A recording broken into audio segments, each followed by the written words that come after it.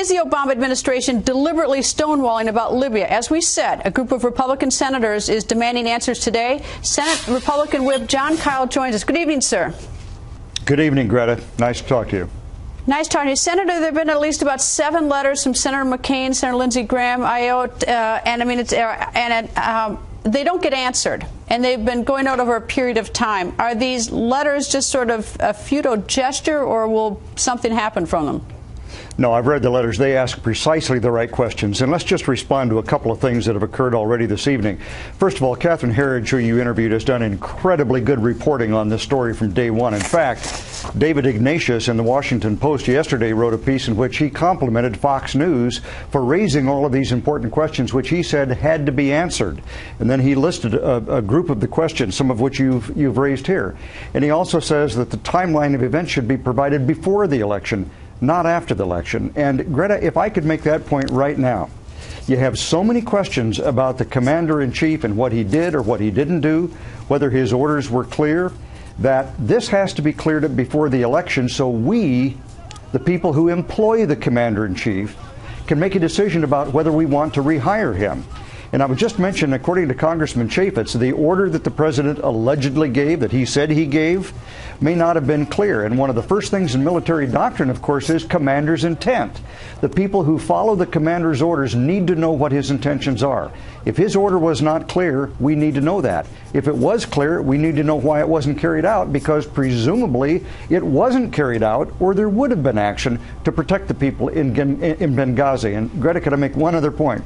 Catherine's report about the cable left out one other thing. According to her reporting, the cable also noted the fact that in the run-up to all of these events, there was a question about whether or not the Libyan forces themselves could provide protection. And the cable said that the security officer at the consulate didn't think that the Libyans had the capability of doing it, that these al-Qaeda affiliates didn't pay any attention to them, that they didn't respect them at all.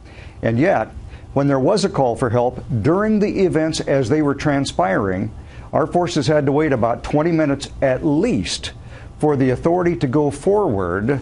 And this was only, I'm not sure, maybe 6 or 8 people at most.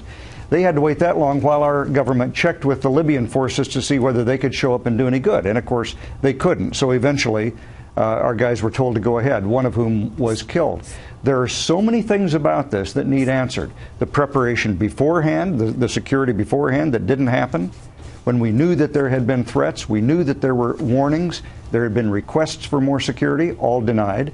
The events that transpired on that horrible evening, where there are too many unanswered questions about what kind of orders the president gave and whether or not people complied with those orders.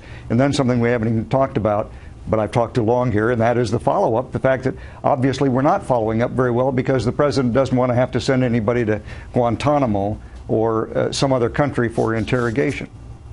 Well, one of the issues you raised, about the fact that of getting to know it before election, and I was talking to Speaker Gingrich the other night on the air, and I thought that it was, quote, my word, something that's unfortunate this happens just about the time of the election because everyone's going to yell politics. Speaker Gingrich pointed out to me that this has been going on now for about 7 weeks, and it's the fact that there haven't been answers from the administration, which has pushed us up against the election, which I think is a very good point. Another thing that hasn't been discussed is that we actually, since the bombings of the embassy in East Africa in 1997 or 98, we actually have an organization designed to sort of war game out strategies if our embassies are attacked. I don't know where they were or where they fall into this because, I certainly would have engaged them immediately to see what was the best, what would be a smart thing, whether military action should happen or not. But there are a lot of unanswered questions in this, Senator, and I'm going to take the last word on that. But I do hope you'll come back, sir, as more things unfold. I'd be happy to. Thanks, Greta.